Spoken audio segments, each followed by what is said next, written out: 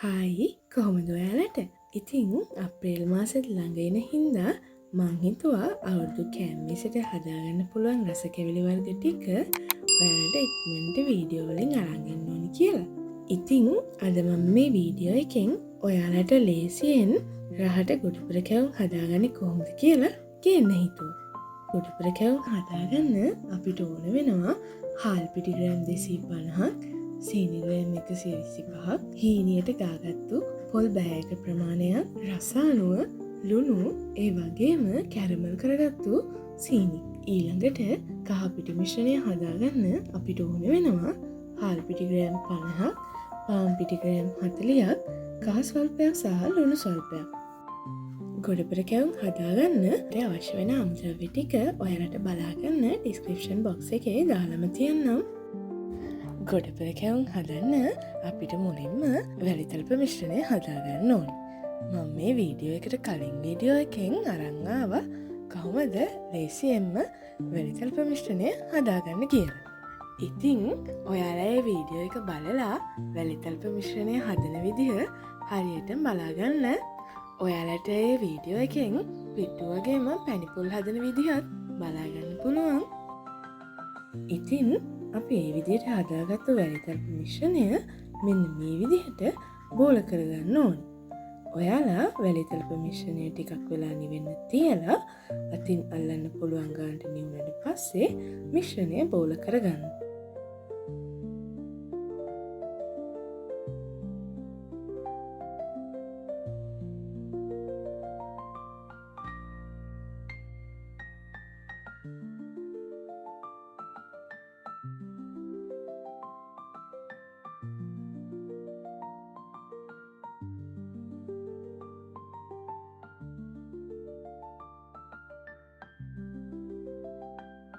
ඊළඟට අපිට ගොඩපුර බෝලවල තවරන්න ඕනි කරන කහපිටි මිශ්‍රණය හදාගන්න ඕන වෙනවා.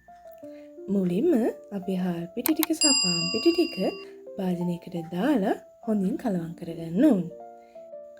ඒකටම රස අනුව ලුණු සහ කහ එකතු කරගන්න ඕනි.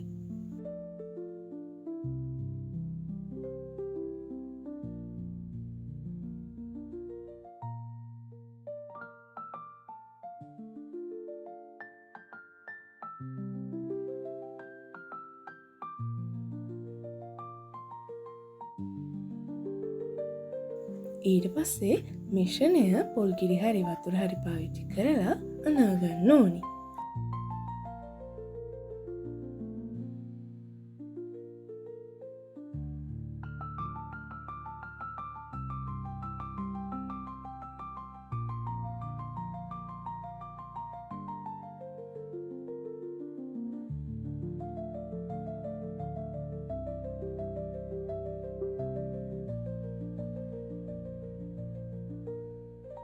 මේ මිශ්‍රණය හොඳ උක්කුවට මෙන්න මේ පදමෙනකං හොඳින් මිශ්‍ර කරගන්න ඕනි. පොල් කිරි ගන්නවා නම් ඒකෙන් හොඳ කිරි රසයක් ගොඩපුර කැවුමට ගන්න පුළුවන්.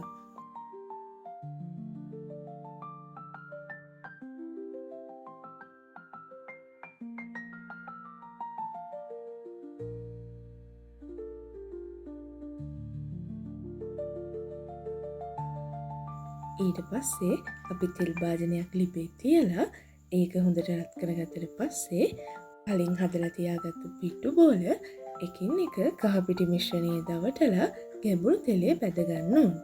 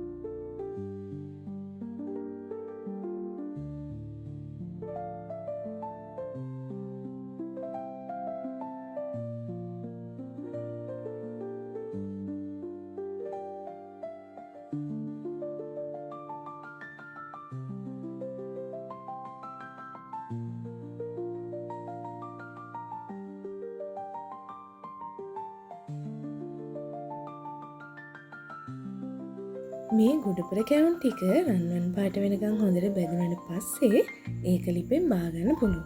ඉතින් මේ විදිහට ඔයාලට අවුරුදු මේසට තියන්න වගේම උත්සව අවස්ථාවලටත් ලේසියෙන් ඉක්මනට හදාගන්න පුළුවන්.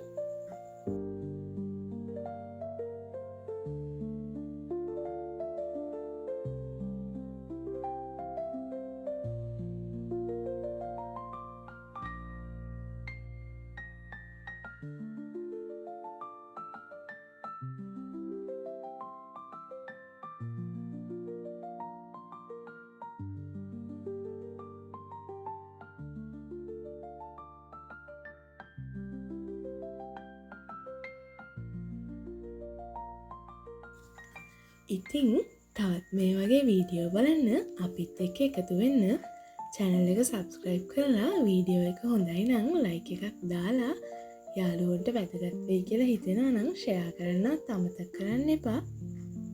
ගිහින් එන්නම්. ඔයාලට සුබ දවසක් වේවා.